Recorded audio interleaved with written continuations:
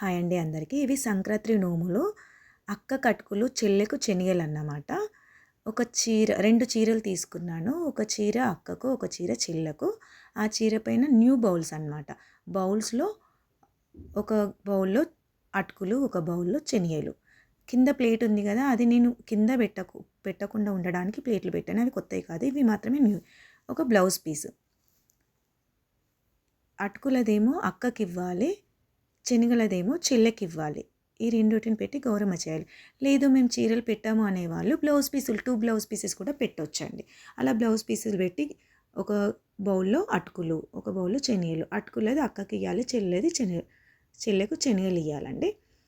ఇవి రెండిటికి కూడా గౌరమ్మ పెట్టి పూజ చేయాలి. ఇవి 2 మాత్రమే ఉంటాయి. ఇప్పుడు నేను చెప్పేవన్నీ 2 లేదా 3 అలాగే మాత్రమే ఉంటాయండి. అంటే 13, 13 సెట్లు కాదు.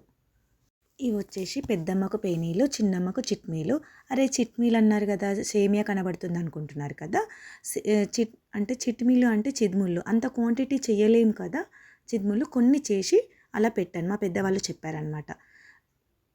నేను చీరలు పెట్టాను కదా, చీరలు వీలు కాకపోతే బ్లౌజ్ పీసులు కూడా పెట్టి చేయొచ్చు.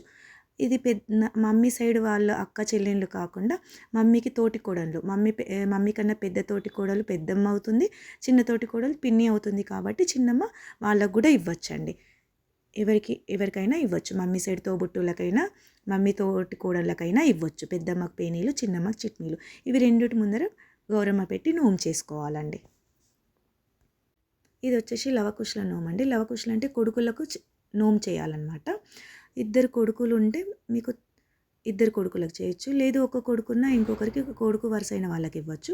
అంటే స్వీట్లు 13 తక్కువ చేయొద్దు. వాళ్ళకి నచ్చిన స్వీట్లే ఉండాలండి. 13 తక్కువ ఉండొద్దు కదా. నచ్చిన స్వీట్లు. నేను ఒకరికి స్వీట్ ఇష్టం, ఒకరికి చాక్లెట్లు ఇష్టం కాబట్టి అలా చేశాను. నేను టవెల్ మాత్రమే పెట్టాను. డ్రెస్సులు కూడా పెట్టచ్చు. లేదు ఆడపిల్లలే ఉన్నారనుకుంటే వరుసకు తోటి కోడళ్ళ పిల్లలు ఉంటారు కదా కొడుకులు, వాళ్ళకైనా ఇవ్వచ్చండి.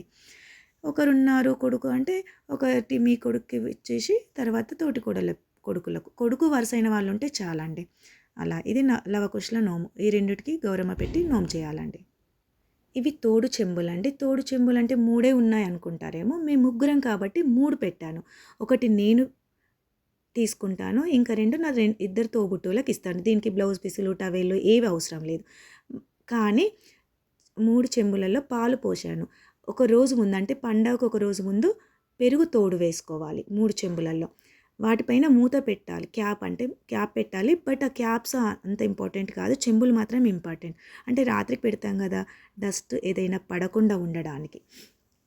అలా 3ట్లలో పెరుగు కలిపేసి నైట్కి అలా ఉంచాలి. ప్రొద్దున వరకు తోడుకుంటుంది కదా చెంబులు, తోడు చెంబులు అంటారు. పాలు పోసి పెరిగేస్తే పెరుగు కొంచెం తోడుగా వేస్తే పెరుగు అవుతుంది కదా.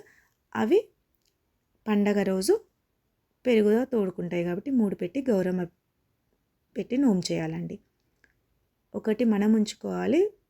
ఎందరు తోబుట్టువులు అంటే అన్ని చెంబులు చేసుకోవాలండి. నేను 3 చేశాను. మేము ముగ్గురం తోబుట్టులం కాబట్టి. Thank you for watching. Subscribe my channel.